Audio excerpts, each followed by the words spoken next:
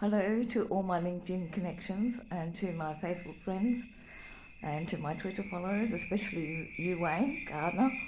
Well, mate, we're having a few problems here, but never mind. This is this CD that I'm playing is called Rivertribe, The Journey. And I first met them in 1999 with my late husband Robert John Alexander and our daughter Taylor Beth Alexander. And she was only a tiny infant then. But we were selling everything because we'd lost our business, we'd lost our house, and it was due to a lot of things, but it was a franchise that we went into that failed, not only because my late husband had a malignant brain tumour that affected his ability in his role, and his role had been 16 years as a commercial manager of the Phillip Island Nature Parks.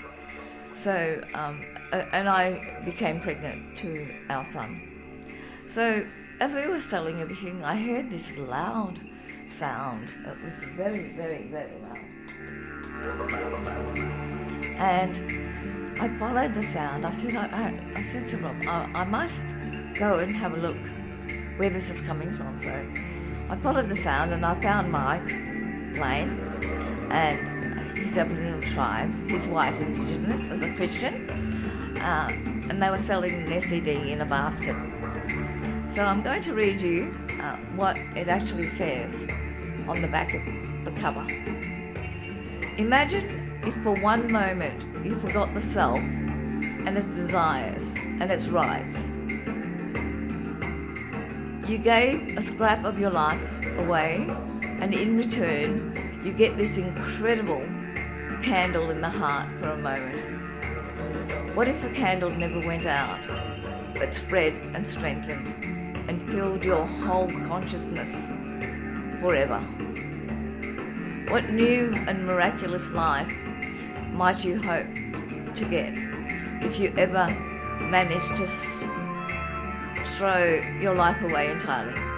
This is what Jesus told us to try for: the full blaze of God's love, inexpressible delight of soul and body, joy beyond all joys.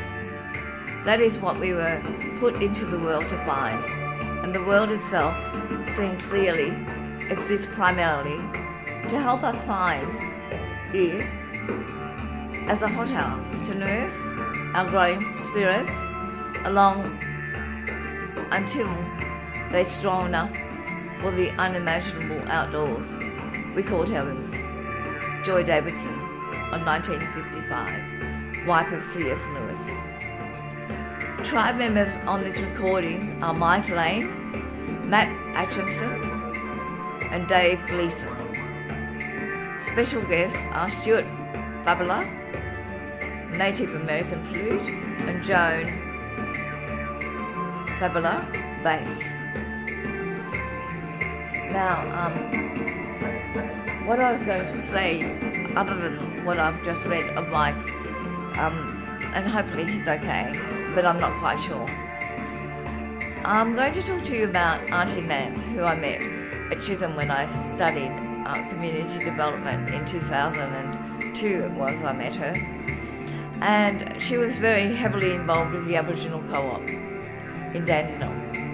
And I showed her a photograph on my phone of a white dove that I'd named Milady that came to live with us.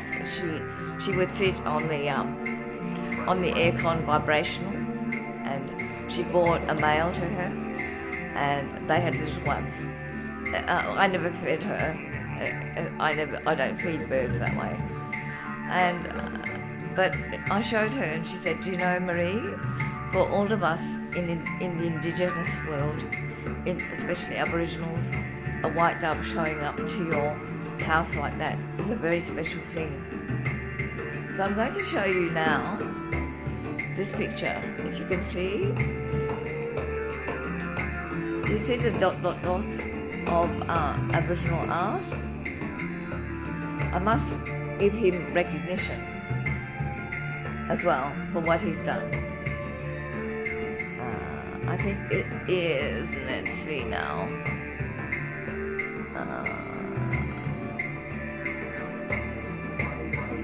The paintings throughout the cover were painted by Stu Furby and Stu Furby Indigenous Art. So,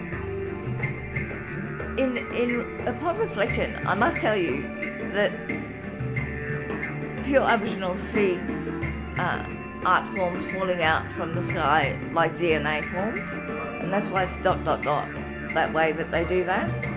And it's the same for autistic children and spectrum children like me. That's why they turn their heads around like this sometimes. And you may think, as psychiatrists, that there's something wrong with them. But if you don't understand their extra sensory perception, then you're the ones that are wrong, and they don't need to be medicated.